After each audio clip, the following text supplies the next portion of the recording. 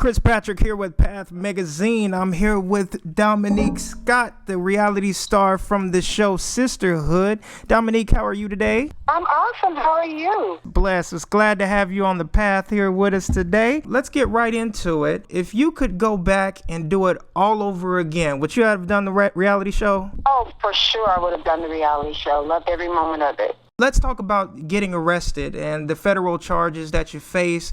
Do you admit doing fault in anything that you're accused of? Of course not. I didn't do anything that they accused me of. I'm innocent until proven guilty, right? You're accused of several things. There's some things that seemingly would be hard to deny. They are accusing you of a forged letter on a fictitious bank letterhead representing a non-existent line of credit. Can you explain this? No, I really can't. I'm not really that diverse on the charge, but, everything is subject to be proven.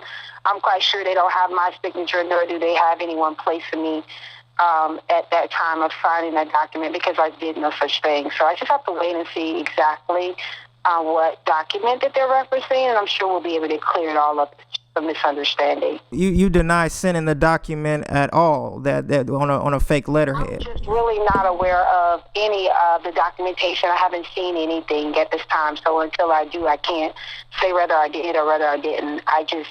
I found out with the rest of the world a couple of months ago that the charges were filed. I don't know anything else as of today's date. Where do you go to trial, and what's going on with that? I don't even have a court date at this time. I'm just waiting to hear from them. Like I said, I found out with the rest of the world, and I'm just as shocked as everyone else, and I'm just waiting for my day in court. Okay. Is there anything that you would like anybody to know about your being arrested? If you could clear the air right now. Once again, I was just shocked that I was even arrested. I didn't see it coming. I wasn't made aware of it. I knew nothing of it. And so I'm just as surprised as, my fans are and people that know and love me.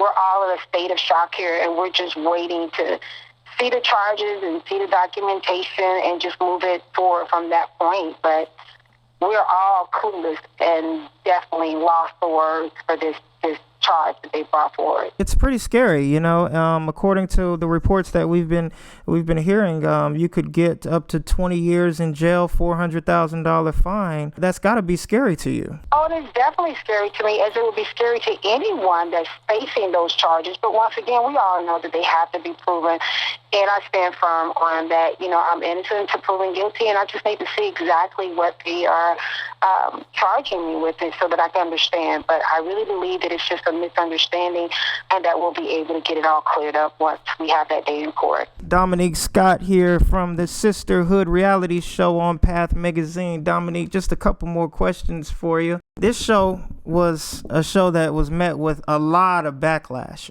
It was one of the first Christian reality shows to come out. People weren't used to seeing anything like this. What would you say to those who believe that the Sisterhood cast was a bunch of fame seekers? Well, I believe that all of us are fame seekers in our own way. I believe that the Sisterhood cast was a fame seeker for just showing the transparency of Jesus Christ and the ministry of what he stood for, and that it wasn't as much about showing the back office of the church as much as it was as us showing who we are and what our daily struggles and how we live our lives. That was really what the show was about. It wasn't to dishonor or discredit or be an embarrassment to the kingdom. More so, it was just to let them know that, hey, we're real people and we deal with real issues just like everyone else. And it's just how we deal with our issues that sets us apart from a believer versus a non-believer. Now, tell me about the other reality shows going on right now. How do you feel about Preachers of LA? A very interesting show. It's just amazing to me, the way that things can work out. They're just having an amazing run. That's all I can really say about it.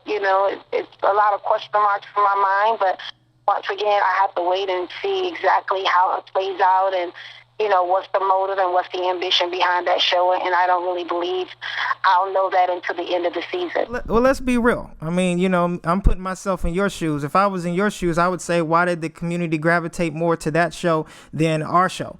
And what were the politics behind that? Tell us what you think about that. Well, anytime that you're the first out of the gate, you always take the hardest hit. And so, by the time Preachers of LA came out, you had already had Preacher's Daughters, you had the Tankers, you had the Charades, you had a couple other shows that had already came after the Sisterhood. And so, therefore, the public was just, getting used to it and warming up that, hey, this may be, something that's going to be around. It wasn't just a fad with the Sisterhood. But because we were the first ones out, yeah, we took the brunt of the hit. That's just what it was. But now, the public is ready for it. The kingdom is ready for it, and they're just moving it right along the process. Now, we hear you're breaking back into reality television. Tell us about that. Just doing a lot of casting for a couple of key shows that I've shown an interest. Preachers of LA is one of them, and a couple of other little shows that may be coming out. So just reviewing the options. I just want to make sure that the content matches what I am trying to do, because that's really what's important to me. So are you saying that Preachers of LA contacted you about being on their reality show? No, I didn't say that at all. I'm saying that I'm entertaining different offers, and Preachers of LA could be one of them, as well as a couple of other ones that Cinderella Story, different shows that are now being pitched or proposed to different networks. And I've been privy to look at a couple of them. I'm just considering them. So it wouldn't be a surprise to see me on Preachers of LA or see me on the Oprah Network doing a reality show. I mean, there's a lot of things going on right now, and I'm really excited about them.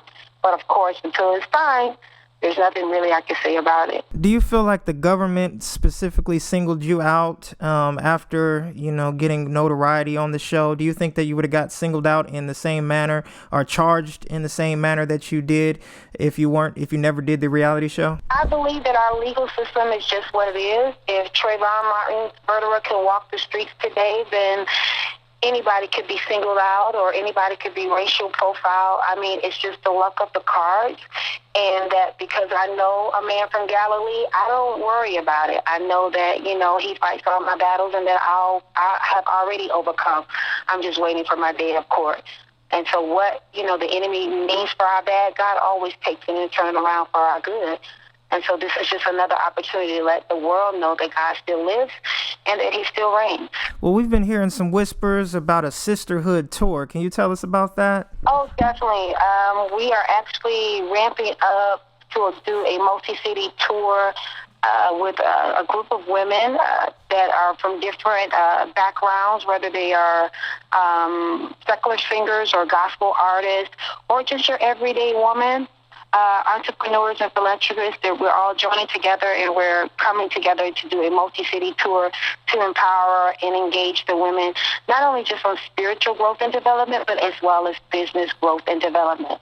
And so, after you done cried around and ran around the church and slapped 7 people and told them how you coming out, now this tour will actually address that and give them a plan of action and just create that sisterhood support system that is required for every woman, not just African Americans, but for every woman of color and creed to be able to have a sisterhood support system. Tell us about your church. You and your husband had lost your church. How did that happen? Well, of course, as the economy did for everyone once it fell out in 2008, our church pretty much served underprivileged or low-end, blue-collar types of employees, or the community was just low-end. We were on the bottom percentile of poverty. And so, of course, a lot of our members were not, doctors and lawyers or famous reality TV stars. They were hardworking families. And so when they lost their homes and they lost their jobs, they lost everything. It's pretty hard to tell a person to tithe or feed their child for that night or keep a roof over their head. So our church suffered along with the economy, with thousands of millions of Americans. We suffered right along with them, and we were forced to close our doors after being open for a little bit under 7 years. Well, are you planning to get back into starting a church again? Is that something that you would like to do, you and your husband? I think that God has a real sense of humor. I am an evangelist. I am not a pastor. Right. But my husband is a called pastor. I know that is definitely one of his things that he definitely loves to do. And I know that God called him a pastor. So when that door opens up again, of course, I will be there to support him as I always have. Domonique Scott here on Path MEGAzine. We thank you for your time and being so candid. Is there any way that you would like people to check you out? Maybe get you on Facebook, Twitter? Sure. On Instagram, I am Domonique Scott. On Twitter, The Real Queen Make, just M-A-K. And Facebook is The Real Queen Maker. But I'm always on Instagram. If you try to connect with me, that's the best place to catch me because I'm generally on there at least once or twice a day. All right. Well, we'll definitely keep you in our prayers as you go through the litigation, and we wish you much success. Thank you so much. I appreciate the opportunity you guys be blessed.